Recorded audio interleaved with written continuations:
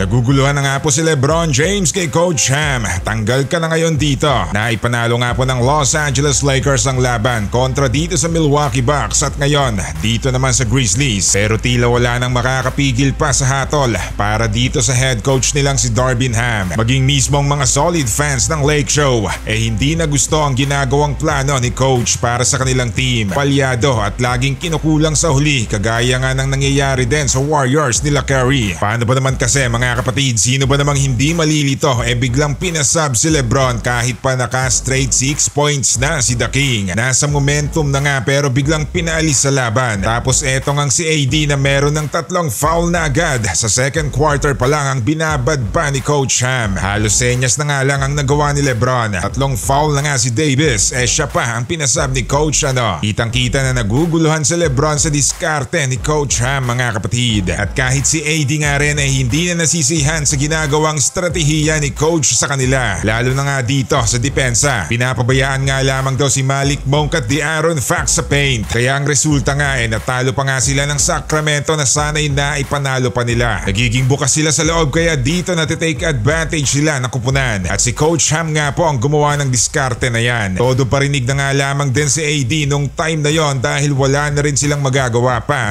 At hindi nga lamang din yan mga kapatid. Pamatay na tingin na ang ginawa ni LeBron kay Coach Ham at pailing-iling. Animoy gusto ng turuan ni LeBron kung anong plano ang gagawin sa loob ng court. Ang ending nga po niyan tambak malala ang inabot nila sa Houston Rockets. Kahit mga fans alam na hindi na talaga gusto ni LeBron itong si Coach Ham. Bagamat nagpapanalo nga po sila ngayon 5 straight games na. Tila wala na nga pong kasiguraduhan pa itong si Coach Ham sa LA at mawawalan na ng trabaho ngayong summer. Lalo pa nga't kung hindi sila makakatungtong sa first round ng playoffs. Samantala kaya pala umiyak si Curry kay Green mga kapatid. Hindi na matanggap pa ang pangbubuli sa kanila kahit pa maging ang mga referee. Sino ba namang gugustuhin din ng ganito na halos lahat na nga kalaban nyo sa liga. Tapos ganito pa't naghihingalo na talaga ang Warriors. Isang talo pa at pwede na nga silang maungusan pa ng Houston. Biglang bumulusok nga po at 10 sunod-sunod na ang panalo ng Rockets ngayon. Pwede silang masipa sa play-in ito. Ito nga po ang balak nila at malaking salapiran ang ipapamudbod ng team ng Rockets sa kanilang malalaro kapag nakapasok sila sa playoffs. Kaya ganoon na nga lamang din po sila kaganado para sa postseason ngayon. Mapapaiyak ka nga naman talaga din dahil 4 na minuto pa nga lamang pong naglalaro itong si Green. Ejected agad ang ipinataw ng referee. Tila may galit at luto nga naman ang maiisip ng tao kung ganito. Kailangan nila si Green sa kada laban. Alam nilang lahat yan kaya yan ang dapat na mangyari. Medyo gigil na rin talaga itong si Curry mga kapatid dahil parang pinagsakluban na ng lupa ang sitwasyon nila tapos ganito pang mai-eject bigla. Ito rin ang pinakaayaw ni head coach Kerr kay Green. Dapat nga daw hindi na siya sumasagot pa sa mga referee